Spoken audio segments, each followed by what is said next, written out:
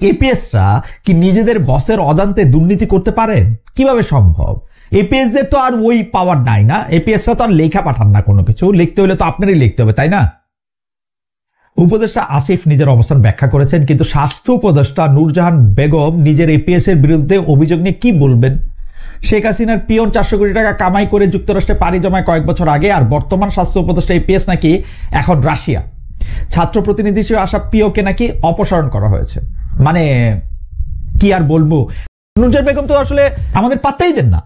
উঠে আমাদেরকে এসে কোনো প্রশ্নের জবাব দিচ্ছেন বা কোনো কিছু করছেন, এরকম আমরা কোনো কিছু শুনি নাই। আমরা নূরজাহান বেগম কে খোঁজ নিলে আমরা জানতে পারি যে তিনি গ্রামীণ ব্যাংকে ছিলেন বা তিনি ডক্টর মোহাম্মদ ইউনূসের সাথে দীর্ঘদিন কাজ করছেন। বাহ বাহ বাহ, মানে ফ্যান্টাস্টিক না? ইন্টারেস্টিং না?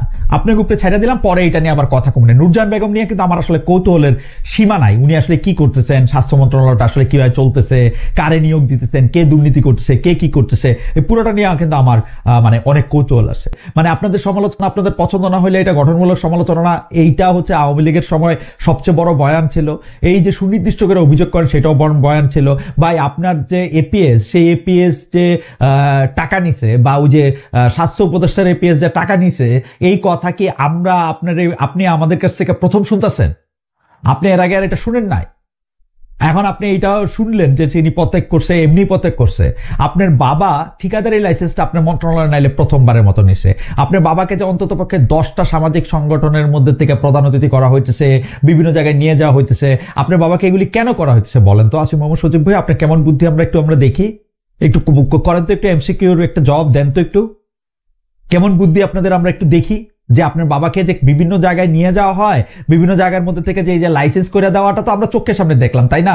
এইটা বাদ দিয়া অন্যান্য যে নানা কিছু আপনার বাবার নিয়ে করা হয়, ধরেন কোন একটা জায়গায় প্রধান অতিথি। কিন্তু আসিফ মোহাম্মদ সজীব ভাইয়ার তো শুধু বাবার ঠিকাদারের লাইসেন্সই না, আরো অনেকগুলি ব্যাপার আসিফ মোহাম্মদ সজীব ভাই আপনার জবাব দিতে হবে। আপনার এপিএস যিনি দাবি করেছেন, যিনি প্রত্যয় করেছেন, কেউ কেউ বলেছেন যে তার চাকরি থেকে তাকে সরিয়ে দেওয়া হয়েছে, সেই এপিএস এর বিরুদ্ধে বিভিন্ন সময় বিভিন্ন ভাবে বহু টাকা দুর্নীতির কথা, তদবিরের কথা শোনা যাচ্ছে।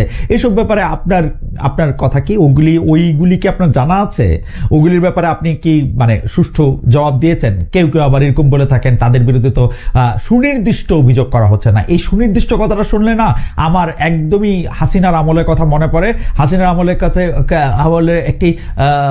একটি কথা ছিল এরকম যে আপনারা যদি আপনাদের কোনো অভিযোগ থাকে আপনারা সুনির্দিষ্ট অভিযোগ করুন, আরেকটা হচ্ছে আপনারা গঠনমূলক সমালোচনা করুন। সুনির্দিষ্ট অভিযোগ, কবিতার মতো থোকা থোকা শব্দ, সুনির্দিষ্ট অভিযোগ। ভাই অভিযোগ কেমনি সুনির্দিষ্ট করবে?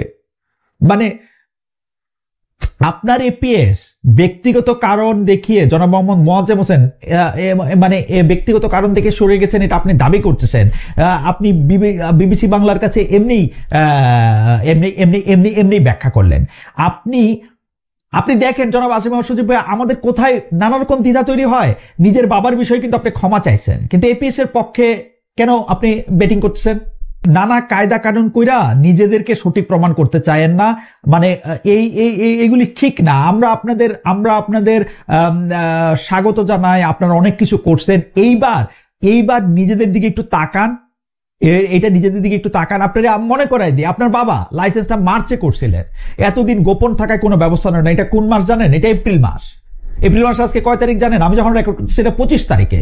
জনতা জানতে চারা পাওয়ার আগে আপনি ব্যবস্থা নিলেন না কেন? আপনার না জানায়া, আপনার বাবা নাইলে বোঝে নাই, আপনার না জানায় এই ঠিকাদারি লাইসেন্স নেওয়া হয়েছিল।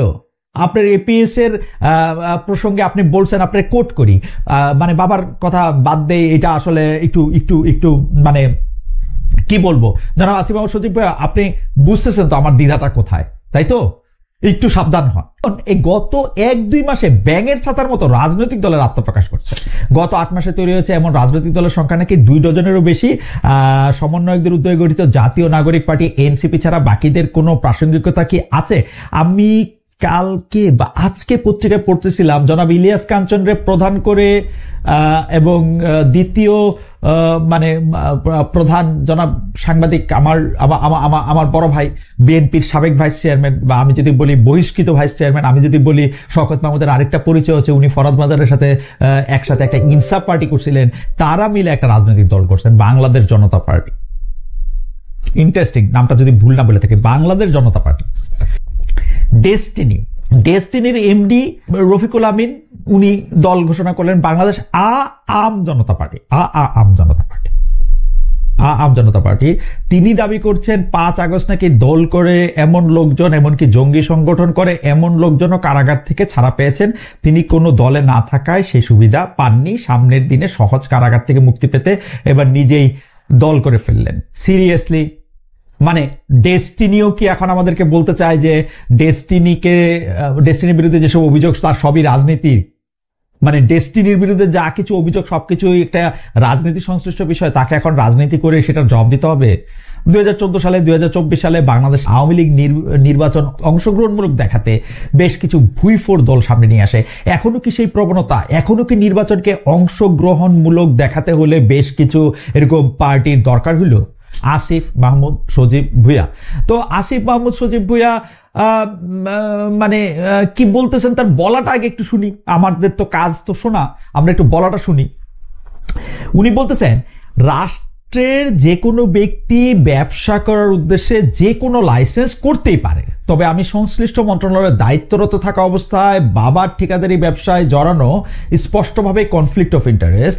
বিষয়টি বোঝানোর পর আজ বাবার আবেদনের প্রেক্ষিতে লাইসেন্সটি বাতিল করা হয়েছে। বাবা হয়তো কনফ্লিক্ট অফ ইন্টারেস্টের বিষয়টি বুঝতে পারেননি, সেজন্য বাবার পক্ষ থেকে ক্ষমা প্রার্থনা করছি।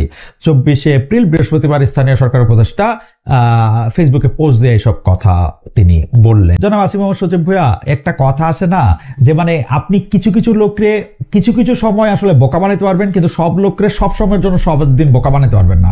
আপনি সরকারে থাকবেন, মন্ত্রী থাকবেন, গাড়িতে আপনার পতাকা থাকবে, আপনি ভাব নিয়ে এরে এইটা করতে করবেন, ওরে ওইটা করতে করবেন, এবং বিভিন্ন সময় আপনি অন্য অনেক কিছু আপনার নাম ভাঙায় যারা খাইতে চাবে এটা আপনি বুঝবেন না। এটা একটু বেশি চিন্তা করা হয়ে গেল না?